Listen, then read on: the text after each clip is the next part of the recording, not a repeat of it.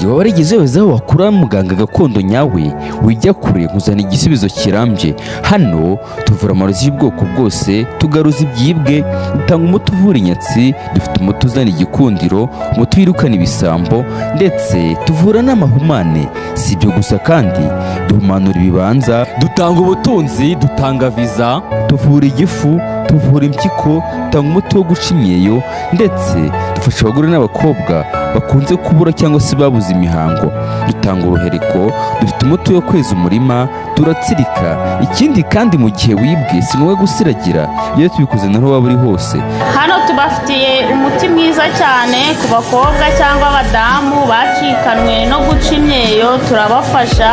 Dufite n'umuti w'amavangingo bigendana, mugabo akishima, ubuzima bugakomeza, mukenjoyinga neza cyane, yuko urugo rw'umugore n'umugabo bubakirwa mu buriri. Vugisha Mugabe cyangwa wandikire kuri WhatsApp